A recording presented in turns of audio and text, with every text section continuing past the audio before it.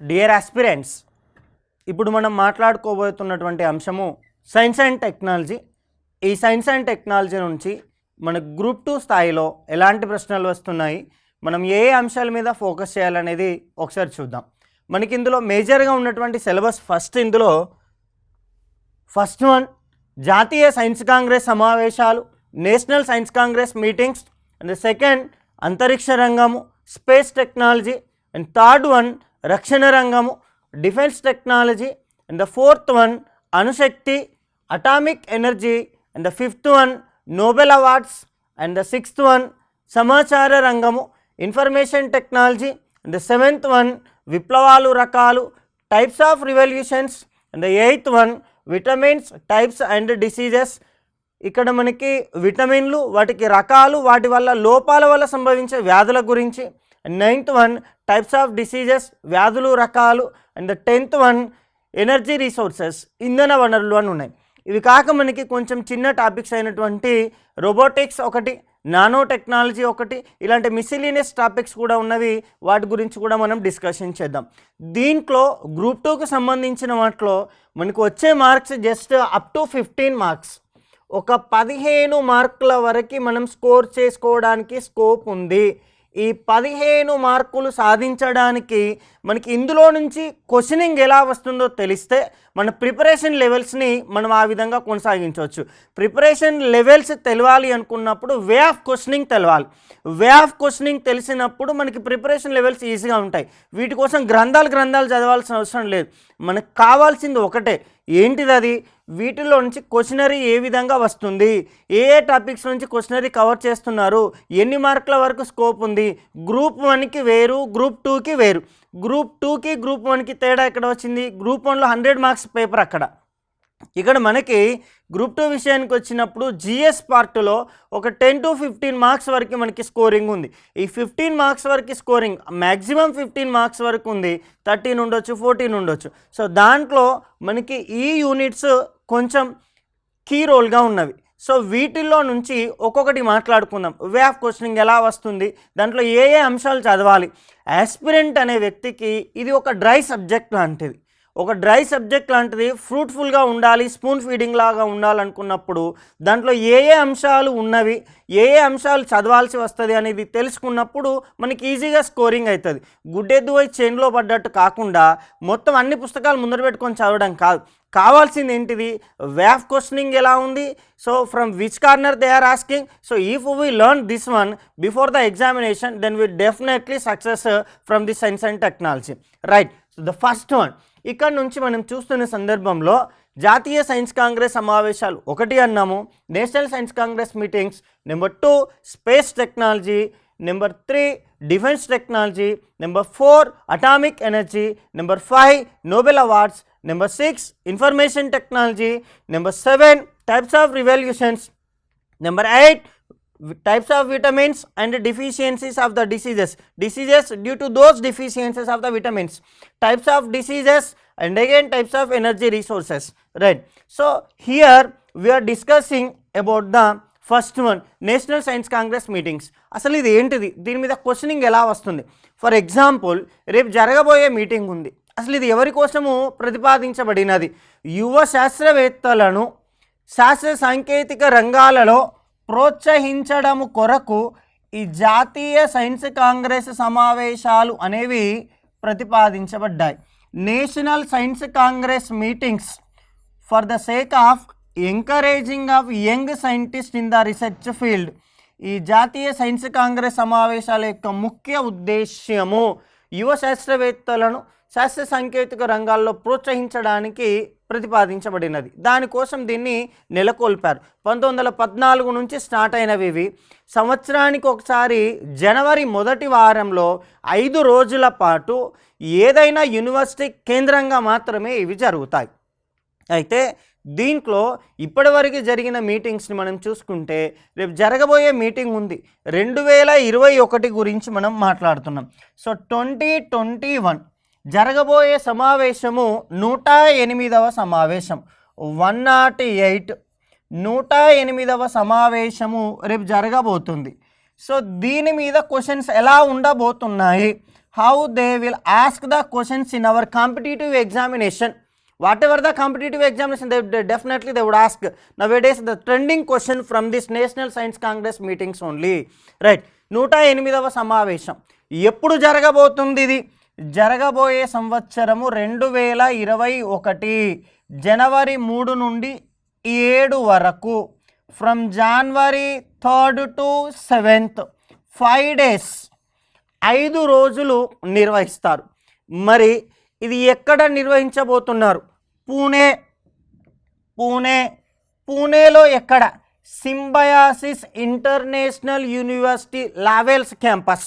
Symbiosis International University Lavale క్యాంపస్లో, పూణేలో ఉన్న ఈ క్యాంపస్లో వీళ్ళు నిర్వహించబోతున్నారు.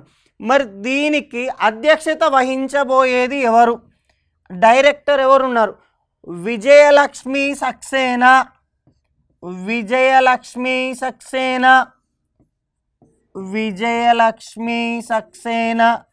ఈమె దీనికి రేపటి రోజున అధ్యక్షత వహించబోతుంది 108వ సమావేశానికి.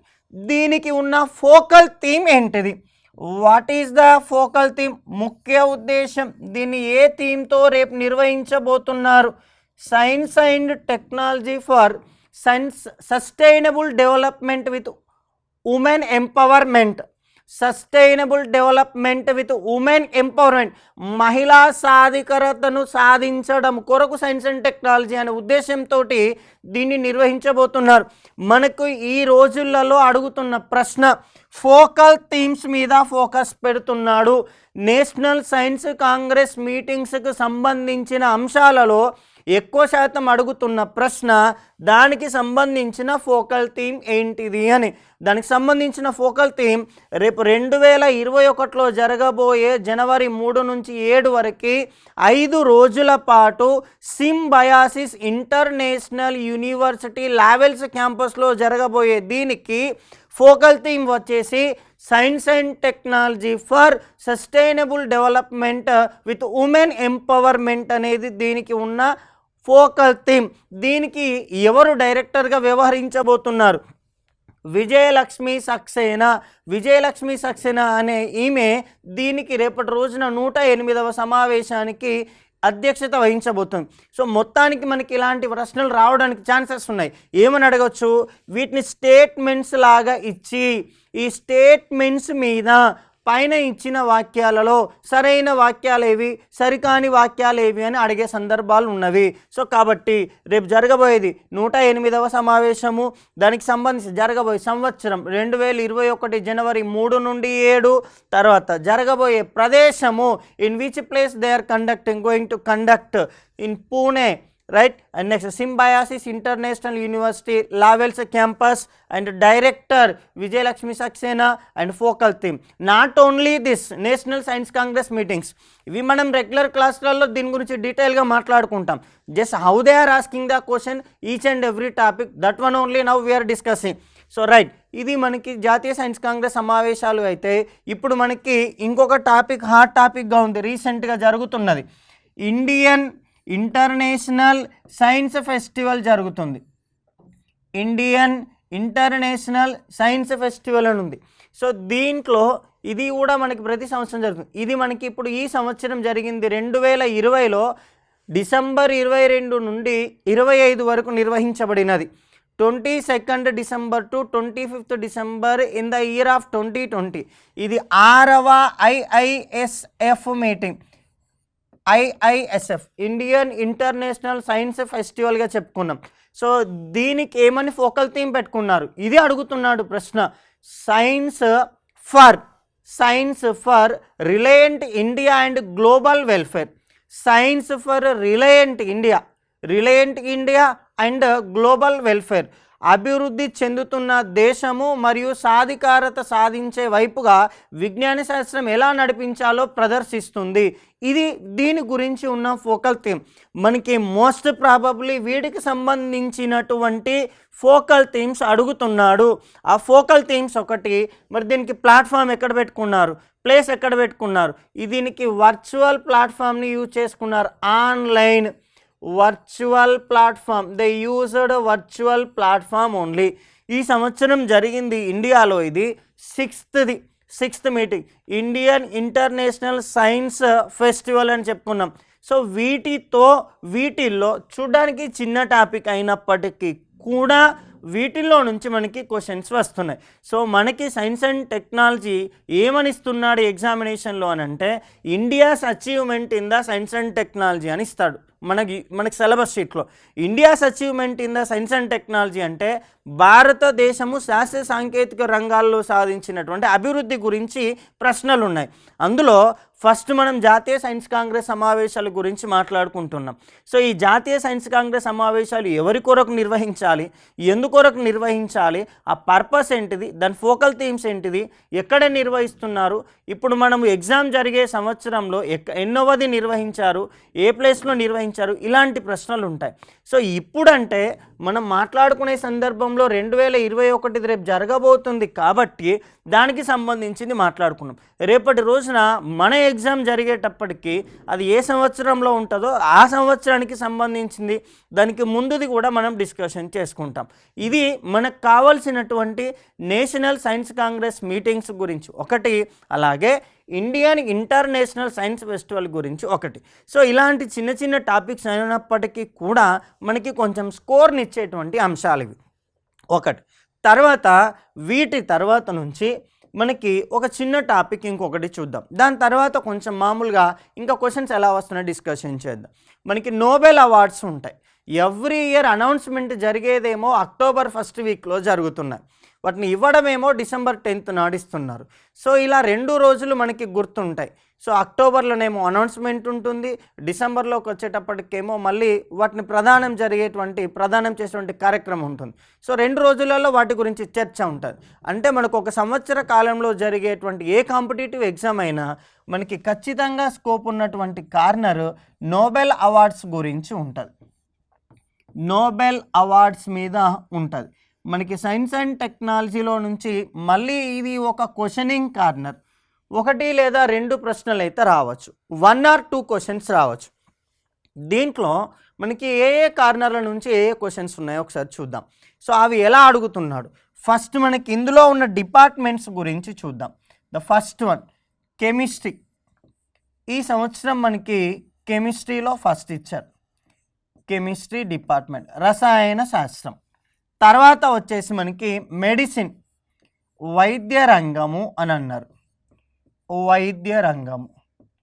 తర్వాత వచ్చేసి మనకి పీస్ ఇచ్చారు, పీస్ శాంతి రంగంలో ఇచ్చారు. తర్వాత ఫిజిక్స్ ఇచ్చారు, భౌతిక శాస్త్రం. తర్వాత లిటరేచర్ ఇచ్చారు, సంగీతము లేదా సాహిత్యం 2. లాస్ట్కి ఎకనామిక్స్ ఇస్తున్నారు, ఎప్పుడైనా లాస్ట్కి ఎకనామిక్సే ఉంటుంది. సో ఇవి మనకి నోబెల్ అవార్డ్స్ ఇచ్చేటువంటి రంగాలు. వీటిల్లో ప్రశ్నలు ఎలా ఉండొచ్చు, ఇందులో ఈ సంవత్సరం 2020వ సంవత్సరానికి సంబంధించి మొత్తంగా ఎంతమందికి నోబెల్ అవార్డ్స్ వచ్చాయి, నోబెల్ అవార్డ్స్ పొందిన మొత్తం వ్యక్తులు ఎంత, 11 మెంబర్స్కి ప్రదానం చేశారు, టోటల్ మెంబర్స్ 11. దాంతో పాటుగా ఒక సంస్థకి ప్రదానం చేశారు, వరల్డ్ ఫుడ్ ప్రోగ్రామ్, యుఎన్ఓలో భాగమైనటువంటి ఒక సంస్థ. శరణార్థుల కొరకు సాయుధ ఘర్షణలు జరుగుతున్న ప్రదేశాల్లో ఆకలి బాధలు తీర్చడానికి WFP వరల్డ్ ఫుడ్ ప్రోగ్రామ్ చేసిన సేవలకు గాను ఈ సంవత్సరం శాంతి రంగంలో వాళ్ళకి ఈ డిపార్ట్మెంట్కి శాంతి విభాగంలో నోబెల్ అవార్డు లభించింది. 11 మంది వ్యక్తులు, ఒక సంస్థ. ఈ 11 మంది వ్యక్తుల్లో మళ్ళీ ఫిమేల్స్ వచ్చేసరికి 4 ఉన్నారు. 4 members are females, 4 are there out of 11.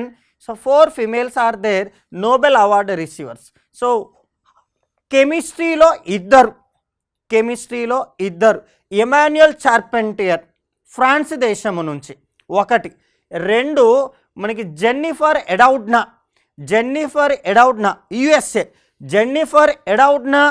USA, మనకి ఎమాన్యుయల్ చార్పెంటియర్ ఫ్రాన్స్. వీళ్ళిద్దరు కెమిస్ట్రీలోంచి క్రిస్పర్ కాస్9 అనే దాని గురించి టెక్నాలజీని డెవలప్ చేసినందుకు కాను వీళ్ళకి కెమిస్ట్రీ నుంచి 2 ఫిమేల్స్ నోబెల్ అవార్డు పొందారు. ఇక్కడ ఒక 2 ఉన్నారు. ఎమాన్యుయల్ చార్పెంటియర్ ఒకరు ఫ్రమ్ ఫ్రాన్స్, జెన్నిఫర్ ఎడౌడ్నా ఒకరు యుఎస్ఏ. వాళ్ళిద్దరు కెమిస్ట్రీ నుంచి 2 ఫీమేల్స్. అలాగే ఫిజిక్స్ నుంచి కృష్ణ బిలాల పుట్టుక గురించి తెలుసుకున్నందుకు, సో దాని లోగుట్టు తెలుసుకున్నందుకు ఫిజిక్స్లో నుంచి ఉన్నది 3 యాక్చువల్గా 3 ఉంటే దాంట్లో రోజర్ పెన్రోజ్ ఒకరు, అది యూకే. నెక్స్ట్ ఆయన మేల్. తర్వాత దాంతోపాటుగా రాబర్ట్ హార్డ్ గెంజెల్ జర్మనీ. ఆ తర్వాత ఆండ్రియా గెస్, ఈమె ఫిమేల్. ఆండ్రియా గెస్ అగైన్ ఈమె యుఎస్ఏ నుంచే, ఈమె ఒకరు ఆండ్రియా గెస్. సో ఆ 3లో ఒక ఆమె మళ్ళీ మనకి యుఎస్ఏ నుంచి ఫిమేల్, ఫిజిక్స్ రంగంలో వచ్చింది ఈమెకి. తర్వాత లిటరేచర్లో మళ్ళీ గ్లక్, లూయిస్ గ్లక్. ఈ లూయి గ్లక్కి ఈమె కూడా మళ్ళీ యుఎస్ఏ నుంచి, యుఎస్ఏకి చెందినటువంటి సాహితీవేత్త, ఇంగ్లీష్ ప్రొఫెసర్, ఏల్ యూనివర్సిటీకి చెందిన ఇంగ్లీష్ ప్రొఫెసర్ అయిన ఈమెకి, యుఎస్ఏ నుంచి ఉన్న ఈమెకి ఈ సంవత్సరం 2020కి సంబంధించి నోబెల్ అవార్డు లభించింది. మొత్తంగా మనకి ఇక్కడ 4 మెంబర్స్ ఫిమేల్స్ ఉన్నారు. కెమిస్ట్రీ నుంచి 2 ఉన్నారు. ఎమాన్యుయల్ చార్పెంటియర్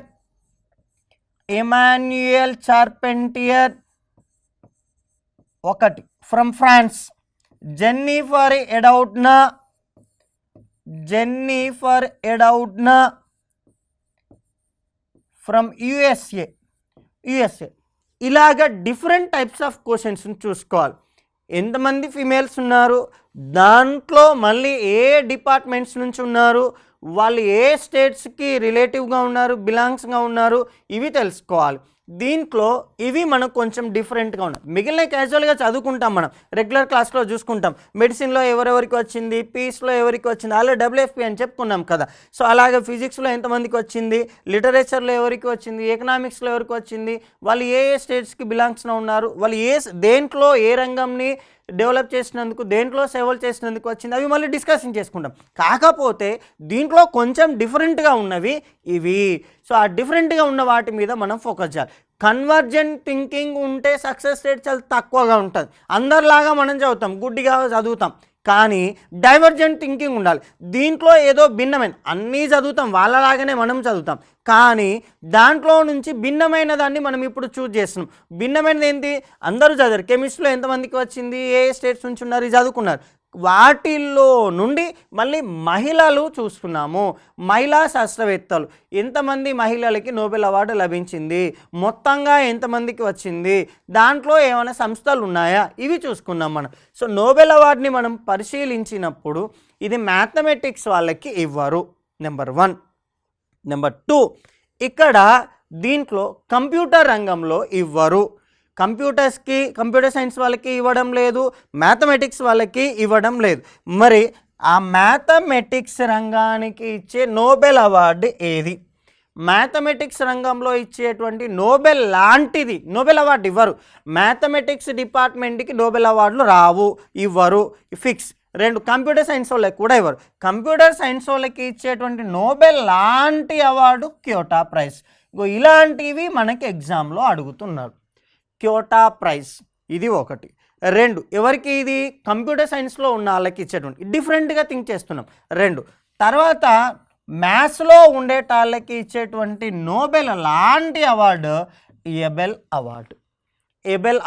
మరి ఎబెల్ అవార్డు 2020లో ఎవరికి వచ్చింది?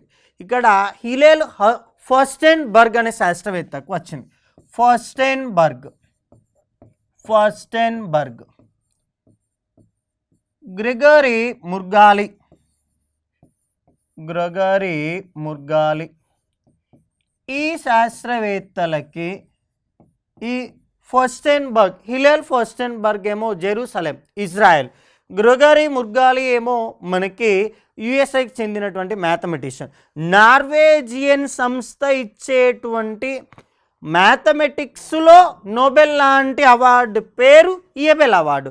ఆ ఎబెల్ అవార్డు ఎవరికి వచ్చిందనేది తెలిసి ఉండాలి. So Nobel Award which could not give to the Department of Mathematics and also Computer Science. For computer science, we are considering Kyoto Prize is a Nobel Award. So here Abel Award is considering as Nobel Award for the Department of Mathematics. ఇవి చూసినాం. So వీటిల్లో ఏ department వాళ్ళకి ఏమేమి ఇస్తున్నారో చూస్తూ వస్తున్నాం. Abel award వచ్చేసి mathematics వాళ్ళకి నార్వేజియన్ సంస్థ ఇస్తుంది. క్యోటా ప్రైజ్ ఇది కంప్యూటర్ రంగంలో ఇచ్చేటువంటి వాళ్ళకి. మిగిలిన అన్నీ మళ్ళీ మనం రెగ్యులర్ క్లాస్లో చూస్తూ వస్తుంటాం. రైట్. సో ఇలా మనకి డిఫరెంట్గా ఉండే అవార్డ్స్ గురించి చూసుకోవాలి. వీటిల్లో ఏరోస్పేస్ రంగంలో ఉన్న వాళ్ళకి ఇచ్చేటువంటి నోబెల్ లాంటి అవార్డు ఉంది. అదేంటిది? Royal Aeronautics society. Royal Aeronautics society. Royal Aeronautics society అనేది 1917 నుండి నోబెల్ లాంటిది ఏరోస్పేస్ రంగంలో సేవలు అందించిన వాళ్ళకి ఇచ్చేది. So for the services of the aerospace department, so they are giving this award, Royal Aeronautics Society. It is considering as Nobel Award in the Department of Aerospace. Aerospace రంగంలో ఉన్నళ్ళకి Nobel లాంటి award, Nobel award కాదు, Nobel లాంటి award. First దీన్ని 1917వ సంవత్సరంలో విమానాన్ని కనుక్కున్న right బ్రదర్స్లో Orville రైట్కి ఇచ్చారు. ఆర్విల్ రైట్కి ఇస్తే లాస్ట్ ఇయర్ ఇప్పుడు మనకి 2019 సంవత్సరానికి సంబంధించి అంటే సుమారుగా 100 సంవత్సరాల చరిత్ర కలిగినటువంటి ఈ రాయల్ ఏరోనాటిక్స్ సొసైటీ అవార్డు పొందిన తొలి భారతీయుడు doctor G Satish Reddy. Only Indian received this honour. Royal Aeronautics society fellowship award పొందినటువంటి తొలి భారతీయుడు. ఏరోస్పేస్ రంగంలో సేవలు అందించిన వాళ్ళకు ఇస్తున్నటువంటి అవార్డు ఇది. జి సతీష్ రెడ్డికి వచ్చింది. మిసైల్ సిస్టమ్ అవార్డు కూడా వచ్చింది ఈయనకి. మిసైల్ సిస్టమ్ అవార్డు ఎవరికి వచ్చింది? డాక్టర్ జి సతీష్ రెడ్డికి. DRDO present chairman, defence research development organisation 1958లో ఏర్పాటు చేసి న్యూఢిల్లీ కేంద్రంగా పనిచేస్తున్నటువంటి ఈ సంస్థకి ప్రస్తుత చైర్మన్గా ఉన్నటువంటి G Satish Reddy missile system award అందుకున్నాడు. American Institute of Aeronautics and Astronautics, American Institute of Aeronautics and Astronautics ఈ సంస్థ ప్రకటించే మిసైల్ సిస్టమ్ అవార్డు పొందాడు. అలాగే రాయల్ ఏరోనాటిక్స్ సొసైటీ ప్రకటించే ఫెలోషిప్ అవార్డు పొందాడు. ఎవరు? Doctor G Satish Reddy. ఇలా మనకి డిఫరెంట్గా ఉన్నటువంటి అవార్డులని మనం చూస్తున్నాం. ఒక్క నోబెల్ అవార్డే కాదు, నోబెల్ లాంటిది అని పరిగణిస్తున్నాం ఆ డిపార్ట్మెంట్లకి. వాటిని కూడా నేర్చుకోవాల్సిన అవసరం ఉన్నది ఇక్కడ.